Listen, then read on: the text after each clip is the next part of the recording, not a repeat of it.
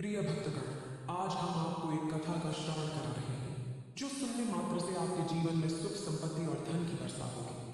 तो चलिए कथा को प्रारंभ करते हैं। श्रद्धालुओं, एक बार माता पार्वती कैलाश पर्वत में भगवान शिव के पैर दबा रही थी। पैर दबाते दबाते माता पार्वती ने भगवान शिव से कहा, हे प्रभु, आज मेरे मन में 3 प्रश्न उठ रहे हैं। यदि आप इन 3 प्रश्नों के उत्तर देकर मुझे संतुष्ट करेंगे तो मेरे मन को बहुत शांति मिलेगी। तब भगवान शिव कहते हैं, हे देवी, आखिर तुम्हारे कौन से 3 प्रश्न हैं? तो माता पार्वती कहती है, हे प्रभु, वह कौन सी स्त्री होती है जिसके भाग्य में संतान सुख नहीं होता है? दूसरा प्रश्न है कि कौन सी स्त्री समय से पहले विधवा होती है? और मेरा तीसरा प्रश्न है कि कौन सा श्रृंगार करने से स्त्री को स्वर्ग में स्थान प्राप्त होता है?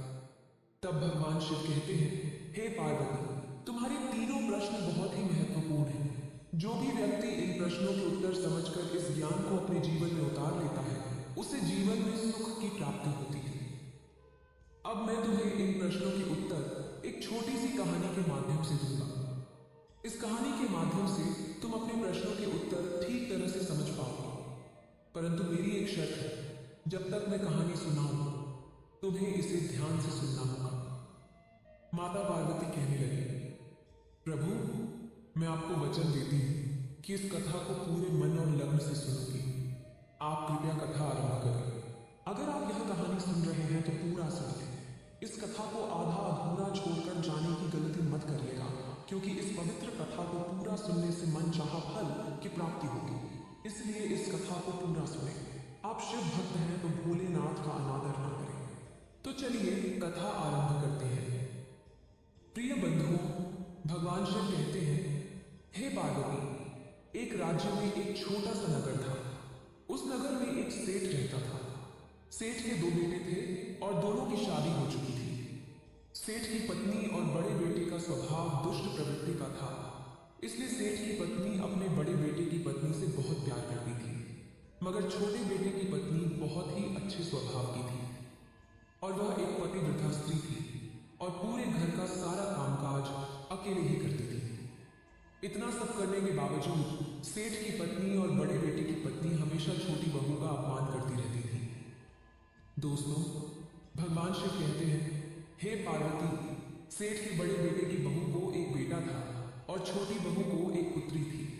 सेठ की पत्नी हमेशा पुत्र को लेकर छोटी बहू को ताना मारती रहती थी, लेकिन वह क्या कर सकती थी? वह हमेशा उनके ताने सुनती रहती थी। दोस्तों, तब भगवान शिव कहते हैं, हे पार्वती, अब मैं तुम्हें छोटी बहू की कहानी अच्छे से समझाता हूं। इस कहानी से तुम्हें तुम्हारे पहले प्रश्न का उत्तर मिलेगा। तुम्हारा पहला प्रश्न था कि कौन सी स्त्री के भाग्य में पुत्र की प्राप्ति नहीं होती है। तब भगवान शिव कहते हैं, देवी, उस सेठ की पत्नी पहले से ही बड़े ही दुष्ट स्वभाव की थी। उसके कुटिल स्वभाव से सभी घर वाले बहुत परेशान थे, परंतु अपनी सीधी सादी छोटी बहू को वह कुछ ज्यादा ही परेशान करती रहती थी। उसे सताने में उसे बहुत आनंद आता था। सेठ के छोटे बेटे की पत्नी का नाम कांति था। बेचारी कांति सुबह जल्दी उठकर अपने कामकाज में जुट जाती थी। इतना करने पर भी सेठ की पत्नी की निगाहों में कांति हमेशा भटकती रहती थी। एक दिन की बात है, कांति घर में झाड़ू लगा रही थी तो सेठ की पत्नी बोली, तेरे हाथ में जान नहीं है क्या? तू जल्दी जल्दी झाड़ू लगा, मैं मंदिर जा रही हूँ। मेरे लौट कर आने से पहले तू भोजन बनाकर तैयार रखना और आते ही मैं उस भोजन को ग्रहण करूंगी। और सुन, अन्न का एक दाना भी बर्बाद ना हो। बेचारी कांति करती थी क्या? वह अपनी सास की बातों को सुनती रही। तब घर की सफाई करने के बाद कांति खाना बनाने में लग गई। खाना बनाते समय वह मन में सोच रही थी कि मैं इतना काम करने के बाद भी एक पल के लिए चैन की सांस नहीं ले पाती हूँ और मेरी सास हर समय मेरे काम में कोई ना कोई गलती निकालती रहती है। कांति ये सब सोच ही रही थी कि तभी दरवाजे पर खटखटाने की आवाज आई।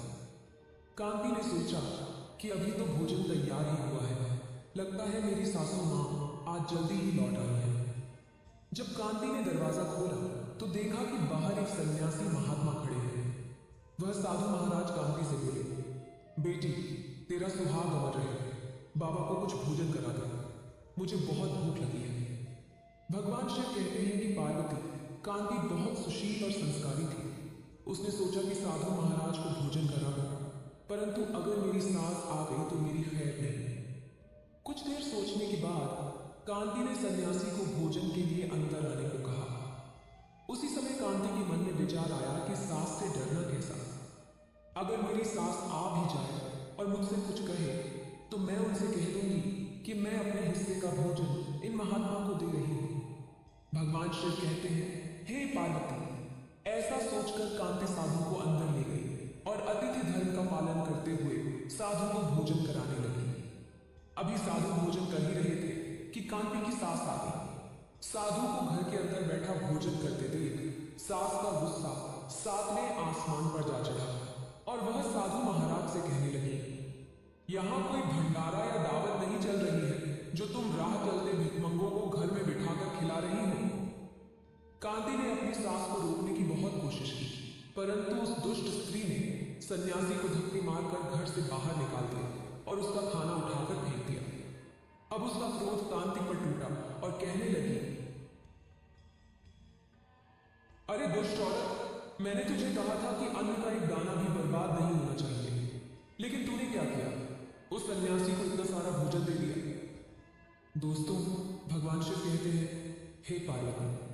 कांति डरते हुए बोली, सासू मां, मैंने सन्यासी को अपने हिस्से का भोजन दिया है, इसमें आखिर इतना गुस्सा होने की क्या बात है? द्वार पर आए अतिथियों को कभी खाली हाथ नहीं भेजते, ऐसा शास्त्र कहते हैं। भगवान शिव कहते हैं, इस प्रकार काफी देर तक सास बहू की तकरार चलती रही। अंत में उस कुटिल सास ने कांति को भी धक्के मारकर घर से निकाल दिया। अब वह बेचारी रोती हुई घर का दरवाजा पीटती रह गई, परंतु उसकी सास पत्थर जैसी बन गई। उसका दिल नहीं बसीजा। अब कांति के पास एक ही रास्ता बचा था कि वह अपने मायके लौट जाए।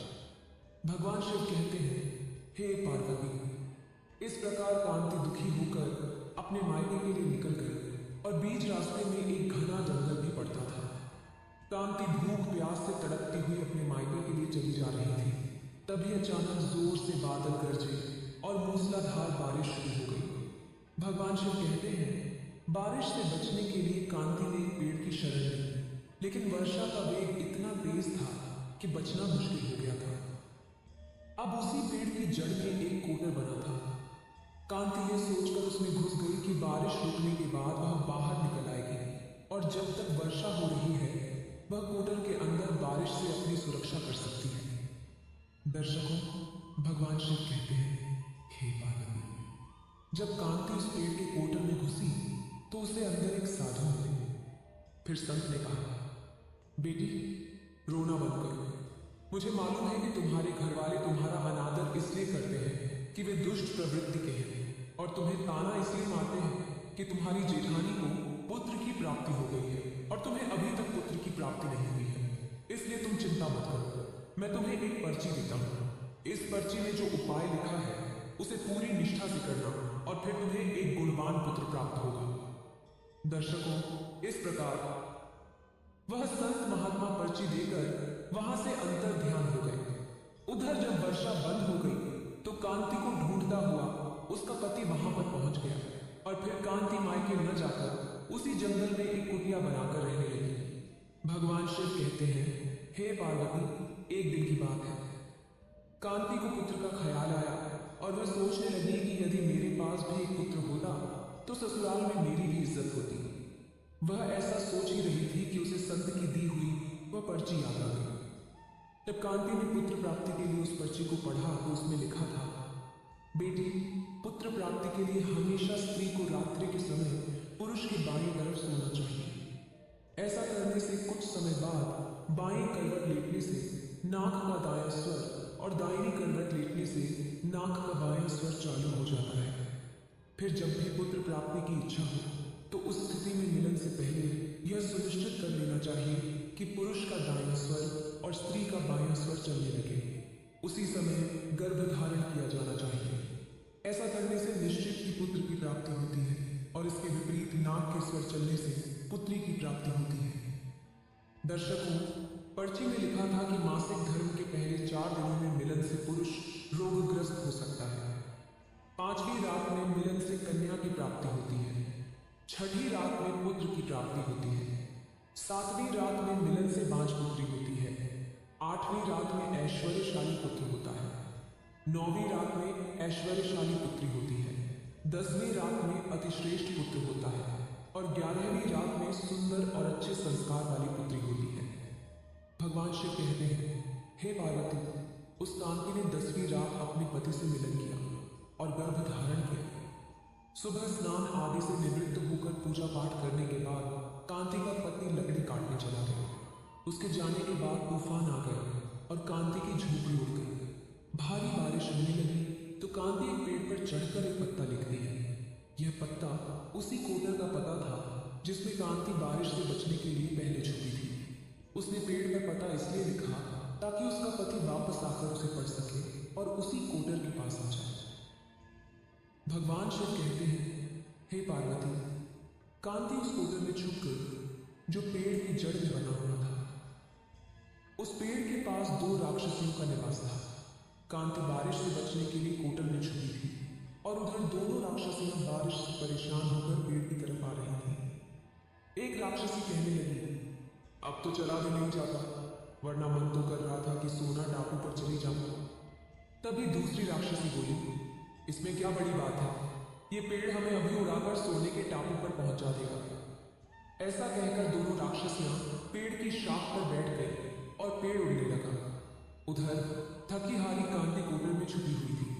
कोटर में घुसते ही कांति को नींद आ गई थी, लेकिन पेड़ के उड़ने से लगने वाले झटकों से उसकी नींद खुल गई और पेड़ को उड़ता देख वह घबरा गया। जब कांति ने कोटर से बाहर देखा तो पेड़ की डाल पर 2 राक्षसियां बैठी थी। अंततः कांति ने परिस्थिति को स्वीकार किया और सोचा कि जो होगा अच्छा ही होगा। कुछ देर की उड़ान के बाद पेड़ एक सोने के टापू पर उतर गया। उधर दोनों राक्षसियों को भूख लग रही थी, इसलिए वे शिकार की तलाश में निकल गए। भगवान शिव कहते हैं, हे पार्वती, उन दोनों राक्षसियों के जाने के बाद कांति कोटर से बाहर निकली और चैन की सांस ली। जैसे ही कांति ने सोने के टापू पर फैली रेत को देखा, वह अचंभित हो गई कि यह रेत तो चमचमा रही है। उसने रेत को हाथों में उठाया और चिल्लाने लगी, अरे यह तो सोने की रेत है। फिर कांति ने अपनी साड़ी के आंचल में जितनी रेत बांध सकती थी बांध ली और पुनः उसी कोटर में छिप गई। भगवान शिव कहते हैं, इधर कांति का कोटर में वापस जाना हुआ, उधर दोनों राक्षसियां पेड़ पर वापस आ गई और आपस में कहने लगी, आज तो भर पेट खाना खाकर पूरी तृप्ति हो गई, अब चलो वापस लौट चलते हैं जहां से आए थे। फिर थोड़ी देर में पेड़ उड़कर उसी स्थान पर पहुंच गया जहां से वह उड़कर गया था। भगवान शिव कहते हैं कि पार्वती और कांति तब तक उसी कोटर में छुपी रही जब तक वह राक्षसी उस पेड़ से चली नहीं गई। जैसे ही वह चली गई, कांति सोने की रेत लेकर कोटर से बाहर आ गई। उसने सोचा कि इतना सारा सोना देखकर उसकी सासू मां खुश हो जाएगी और अब वह अपने ससुराल वापस जाकर अपनी सासू मां को यह सोना देगी। फिर उसकी सास उससे कभी नफरत नहीं करेगी और उसे प्यार करने लगेगी। इधर कांति ऐसा सोच रही थी कि उसका पति उसे ढूंढते हुए उसी कोटर की तरफ आ गया। कांति ने अपने पति को सारी बात बताई और वे दोनों वापस ससुराल पहुंचे। कांति ने अपनी सासू मां से कहा, देखो सासू मां, मैं आपके लिए क्या लाई हूं, और सारा सोना उन्हें दे दिया। उसने अपनी सासू मां को बताया कि उसे यह सोना कैसे मिला। भगवान शिव कहते हैं कि सोना लेने के बाद कांति की सासू मां क्रोधित होकर बोली, अरे मूर्ख औरत, तू बस इतना ही सोना लेकर आई, इतने सोने से क्या होगा, मैं होती तो बहुत सारा सोना लेकर आती। सास की बात सुनकर कांति ने कहा, माँ जी, हमारी 3-4 पीढ़ियों के लिए इतना सोना काफी है। लेकिन सास ने कहा, अरे मूर्ख, सोना भी कभी काफी होता है क्या, जितना हो उतना ही कम है। अब देख, मैं जाऊंगी और कितना सोना लेकर आती हूँ। भगवान शिव कहते हैं कि कांति ने अपनी सास को बहुत समझाया, लेकिन उस लालची स्त्री ने एक भी बात नहीं सुनी और जाकर उसी पेड़ के कोटर में बैठ गई। जैसे ही वे दोनों राक्षसियां पेड़ पर आईं, पेड़ उड़ने लगा। पेड़ उड़ता जा रहा था और वह कांति की सास मन ही मन बहुत खुश हो रही थी कि आज वह बहुत सारा सोना बटोर कर लाएगी। भगवान शिव कहते हैं, इधर कांति की सास अपने मन में खुशियां मना रही थी। उसी समय एक राक्षसी कहने लगी, चलो आज स्वर्ण द्वीप पर न जाकर मत्स्य द्वीप पर चलते हैं। आज मछलियां खाने का बहुत मन कर रहा है। जैसे ही राक्षसियों ने मछली खाने का मन बनाया, पेड़ मत्स्यद्वीप की तरफ उड़ चला। भगवान शिव कहते हैं, हे पार्वती, राक्षसियों की बात सुनकर कोटर में बैठी वह लालची स्त्री स्वयं पर संयम नहीं रख सकी और बोल पड़ी, अरे तुम सोना टापू क्यों नहीं जा रही हो? मत्स्यद्वीप मत जाओ, सोना टापू पर चलो। जैसे ही उस लालची स्त्री ने आवाज दी, राक्षसियों ने समझ लिया कि इस पेड़ की कोटर में कोई छिपा बैठा है। उन्होंने तुरंत कोटर में प्रवेश किया और उस लालची स्त्री को देखकर उसे पेड़ से नीचे फेंक दिया। धरती पर गिरते ही उस लालची स्त्री की मौत हो गई। जैसे ही यह सूचना उसके घर वालों को मिली, उस स्त्री का पति यानी कांति का ससुर कांति के पास गया और कहा, बेटी, मैं उसे पहले से ही समझाता था कि ऐसा काम मत कर। कभी भी किसी को लालच नहीं करना चाहिए और बहू एक बेटी की तरह होती है, उन्हें प्यार देना चाहिए। मगर उसने मेरी एक भी बात नहीं मानी और उसे उसके कर्मों का फल आज मिल गया। भगवान शिव कहते हैं, हे पार्वती, उधर कांति अपने पति के साथ सुखपूर्वक जीवन यापन करने लगी। कुछ समय बाद कांति को एक गुणवान पुत्र की प्राप्ति हुई। पुत्र की प्राप्ति के बाद कांति की खुशी का ठिकाना नहीं रहा और वह भगवान का शुक्रिया अदा करने लगी। उधर सेठ के बड़े बेटे की बहू, जो हमेशा कांति को पुत्र न होने पर ताने मारती थी, जब कांति को पुत्र और धन दोनों मिल गए तो सेठ के बड़े बेटे और बहू के दिन गरीबी में गुजरने लगे। तब सेठ की बड़ी बहू कांति के सामने हाथ जोड़कर अपनी गलती के लिए माफी मांगने लगी। कांति बहुत दयालु और मधुर स्वभाव की थी, इसलिए उसने अपनी जेठानी को माफ कर दिया। कांति ने जो भी सोना लाया था, उसमें से कुछ सोना अपनी जेठानी को भी दे दिया। इस प्रकार पूरा परिवार अच्छे से जीवन यापन करने लगा। भगवान शिव कहते हैं कि जब समय सुखपूर्वक बीतने लगा तो सेठ की बड़ी बहू का पुत्र अवगुणी था और उसने सारा धन बर्बाद कर दिया। वहीं कांति का पुत्र बहुत गुणवान था और उसने अपने माता पिता का नाम रोशन किया। जब कांति और उसकी जेठानी का जीवन समाप्त हुआ तो कांति को स्वर्ग और उसकी जेठानी को नरक मिला। भगवान शिव कहते हैं, पार्वती, तुम्हारा पहला प्रश्न था कि किस स्त्री के भाग्य में पुत्र नहीं होता। जो संत के दिए गए पर्चे के विपरीत कार्य करती है, उनके भाग्य में पुत्र योग नहीं होता। दूसरा प्रश्न था कि कौन सा गहना पहनने से स्त्री या पुरुष की दर्दनाक मौत होती है। वह है लालच रूपी गहना, जो सेठ की पत्नी ने पहना था और सोना लाने के लालच में कोटर में घुस गई और राक्षसियों द्वारा नीचे फेंक दिए जाने के कारण उसकी दर्दनाक मौत हो गई। इसलिए लालच रूपी गहना कभी नहीं पहनना चाहिए। तीसरा प्रश्न था कि कौन सा श्रृंगार करने से स्त्री को स्वर्ग में स्थान मिलता है। वह है चरित्र रूपी श्रृंगार। चरित्रवान और पतिव्रता स्त्री, जैसे सेठ की छोटी बहू कांति मृत्यु के बाद स्वर्ग में जाती है, इसलिए हर विवाहित स्त्री को पतिव्रता और चरित्रवान होना चाहिए।